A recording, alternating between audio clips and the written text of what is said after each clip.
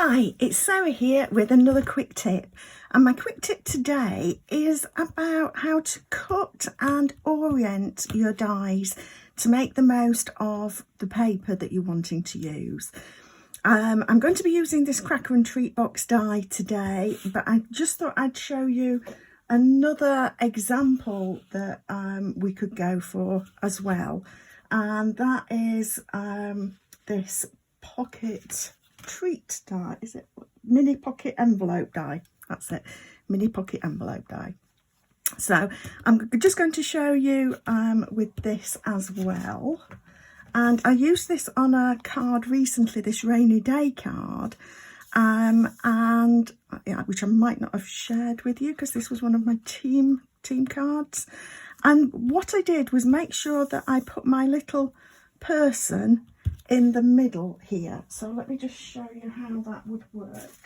So if I'm using some of our rainy day DSP, if I can find a sheet of it, and let's try a few different ones. So for example, if I was wanting this one, then I could quite easily get this so that I've got all of the blue and green flowers here. So I would just chop the paper here to be able to put it through the die cutting machine. But let me bring in another pattern that's a bit more complicated. That one was not so difficult, but I've also, this was what I'd used here. So, but you can then choose whereabouts you want the main piece to be. So if I'm using, this is the front of the pocket here, so I want to make sure that I get my character in the front of that pocket there.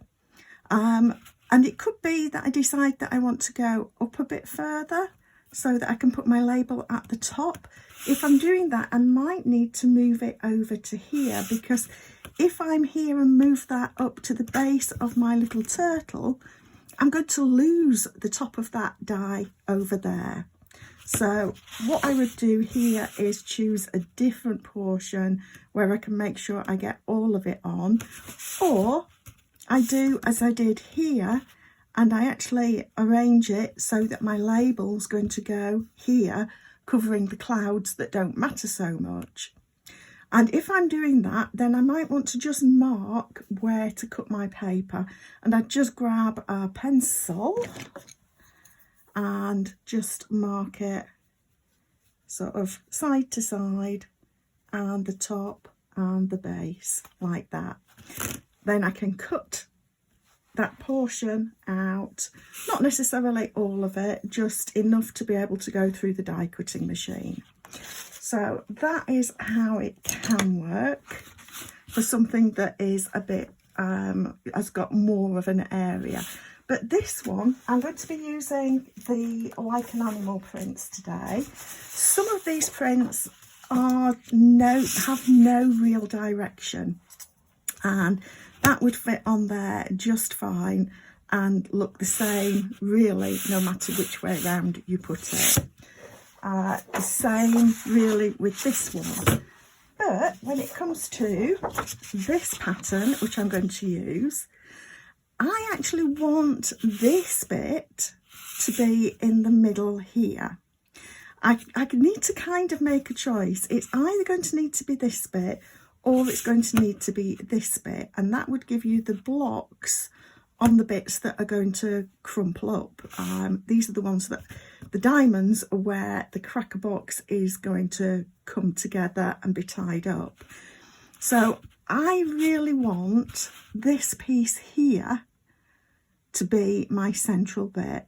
So I am just going to mark, as I say, with a pencil, and it doesn't really matter too much bottom to top. I've got a couple of pencil marks, and now bring in my paper trimmer and just line up that pencil mark there, and and I can use that for a different card. And then I'm going to line up that pencil mark there. So there we have that. And I can cut this again to make it easier, to make it a bit easier to go through the die cutting machine. So I'm going to now pass this through the die cutting machine and come back to you.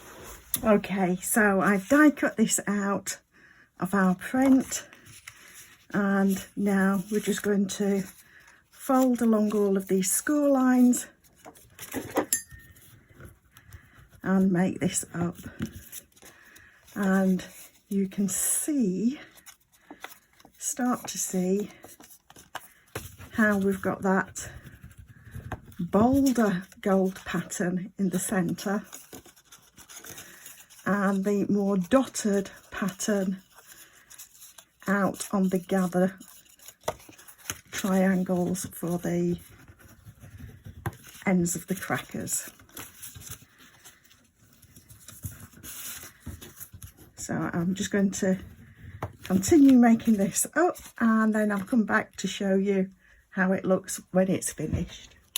Right, so we've got this all scored and adhered together, and this is where we just pop all of these gathers into the end like that, and we're going to tie some ribbon round, and I'm using the pick of the week, the gold and silver trim, and obviously I'm just using the gold here for this.